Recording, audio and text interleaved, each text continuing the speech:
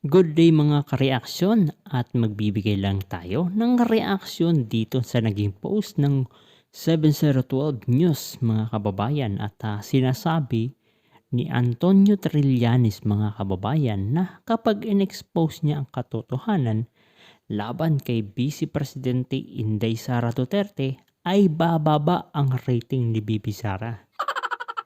Di ba? So ito basahin ho natin, no? Pag nilantad ko ang katotohanan, tiyak bababa ang rating niyan. Ayon kay Trillanes, no, na nagbabala sa mataas na survey rating ni BP Sara Duterte. Ayon sa dating senador o sundalong kanin. Malaki ang impluwensya ng social media sa paghubog ng pananaw ng publiko at iginiit niyang mahalagang mailantad ang tunay na mga isyu at record ng mga opisyal ng gobyerno. Ilang beses na ho nag-expose itong si Trillanes na mga sabi niya mga katotohanan, mga kababayan, mga ka-reaction. Subalit, lahat ho ng mga in-expose niya mga ka-reaction ay kasinungalingan. Di ba? Na imbis na bumaba ho ang rating ni BP Sara Duterte mga kareaksyon ay lalo pang umaangat, mas lalo pang tumataas. Kahit hindi natin malaman, hindi natin masabi kung ano ba ang gagawin ni Trillanes mga kareaksyon para mapababa ang rating ni Vice President Sara Duterte. Ba? Hindi nila kaya si Vice President, no? Ito, magbasa na lang tayo ng mga komento ng ating mga kababayan. So bago yan, kung mapapansin ho natin, meron siyang 7.1 likes dito sa post. At kung makikita ho natin, nangingibabaw mga kababayan, yung tawa. Ang ibig hong sabihin nito ay walang naniniwala dito sa sinasabi ni Trillanes. Baka matulad lamang ho ito sa sinasabi sa ginawa nilang kwento dati na si Bicoy. Diba? Ito pa, tingnan ho natin ang reaction. 9.2 na pala mga ka-reaction, no? Okay, dito sa labas ng image makikita is 7.1. Then pag click natin ay 9.2 yung tawa.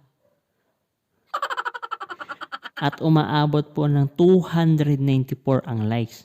Nagustuhan ata, no? Tapos yung mga nagalit ay 27. Ang mga nag-heart 25. Ang mga nag-wow 13. Ang mga nag-heart 5. At yung grabe na lungkot mga ka-reaction 1. Tapos ayon naman sa mga nagko-comment, BP will be the next president of the republic. Tapos ito ba? Tuy, inom paka moriatic. Diba? Inom daw si Trillanes ng moriatic. No? Ayaw dito sa nagko-comment na. And lalo nyong sinisiraan ang BP, lalong lumalakas sa masa. Tama. Aaminin na si Trillanes na siya mismo ang nagbenta ng West Philippine Sea nung senador pa siya. Nako, baka ito. Kasi nga, di ba may away sila ni Juan Ponce Enrile dati mga ka-reaksyon, no? Na nag-walk out siya. At sabi niya, wala akong obligasyon para sabihin ang kanilang pinag-usapan ng China. Di ba? Ito pa ang mga ka-reaksyon, no? Try mo tingnan natin baka ito pa. Akala mo naman may naniniwala sa kanya. So, hindi ko na binabasa yung mga pangalan ng mga nag-comment, nag-react, nagbigay ng opinyon. Oh. Eto, meaning tanggap mo ang mataas na result ng survey. Sabi nyo fake news, ngayon parang tinatanggap nyo na bababa. Ano ba talaga trililing? Diba? Yan mga reaction yan ng ating mga kababayan. Bakit pinaabot mo pa till now, Trillanes? Ilabas mo na bes. Yan. Yan ho yung mga reaction. So, napakaraming mga reaction at sa ngayon mga kababayan, as of now, nung aking, hindi ko alam kung sa mga susunod na araw, kapag tiningnan nyo, baka mas umabot pa ito ng 100,000 na tawa. As of now, is 10,000 ang nakikita ko. O, di ba? Yan ho yung mga tumatawa dito sa gustong mangyari ni Antonio Trillanes na ang paglalantad ng katotohanan umano, sabi niya, ay magpapababa ng rating ni Vice President Sara Duterte. Ang sabi niya nga mga ka-reaksyon ay makikipagsanib siya sa mga pulangaw, sa mga dilawan, sa mga pinklawan, sa mga baka pati dun sa mga teroristang New People's Army isa rin siya para lang matalo si BP Sara. Di ba? Wag na yung mga teroristang grupo na yon. Itong mga pulangaw, pinklawan at dilawan ka na lang makipagsanib. Ano sa tingin nyo?